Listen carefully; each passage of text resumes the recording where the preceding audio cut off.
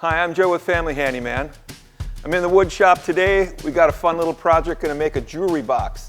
Anyone with moderate woodworking skills can pull this off, no problem. Let's get started. I'm going to start by milling my wood. I've got a piece of 1/2-inch hard maple for the sides and the front of the box. I'm going to use this 1/4-inch maple for the tray.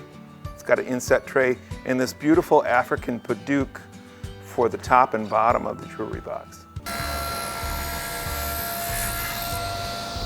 First off, I'm going to cut a 1/2-inch wide by 1/4-inch deep groove on each side of this board for my top and bottom. Next, I'm going to cut this piece to the length, which is 9 inches. I'll get my top and bottom out of this. Then I'll take it back to the table saw and put a groove on both ends of my top and bottom. So what's happening here is I'm going to make this dado groove that goes all the way around the board so the top can just set right into the box. Okay, this is hard maple. I'm going to rip down to 4.5 for my sides and front and back of the box. So I've decided to cut these 45s on the table saw. What's going to happen is we'll cut the maple to make the 45 create a corner of the box, and they'll go together like that. Now that I have one of my sides cut, I'm going to use it as a template to cut the other side. Now that I have all my pieces cut, I like to dry fit all the pieces on the bottom. And I'm not using nails on this project. I'm going to use just glue and hold the joints together with this clear tape. I like to use the clear tape because you can stretch it and put friction against the joint.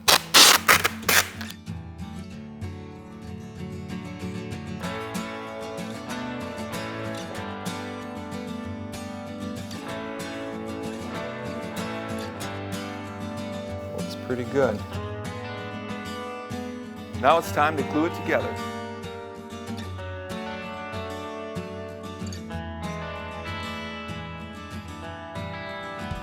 I'm going to add a lift-out tray as a special feature to this box. I'm going to make it out of this 1/4-inch maple. Since the interior of this box is 5 by 8, we're going to make that just an 1/8 inch less all the way around. So a 4 7/8 by 7 7/8 box, and it'll be 2 inches tall. I'm going to cut these pieces to length now using the chop saw. So I'm going to create this box using a rabbet joint. I'm going to cut a slot or a groove on each end of my front and back so the side can fit into that joint. Next, I'm going to cut a groove on the bottom of my piece so the bottom can fit into the joint. Now I'm going to cut a slot in the middle of each front and back for the middle partition. Next, I'm going to cut my sides to length 4 9/16 using the chop saw. Next, I'm going to cut a bottom for this tray 4 9/16 by 7 9/16. All right, let's glue the box up.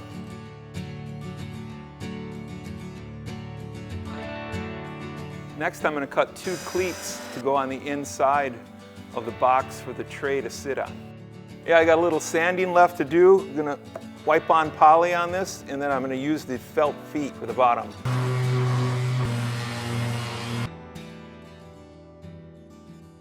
There it is, nice simple gift. Just take your time when you're cutting the joints, fit them properly.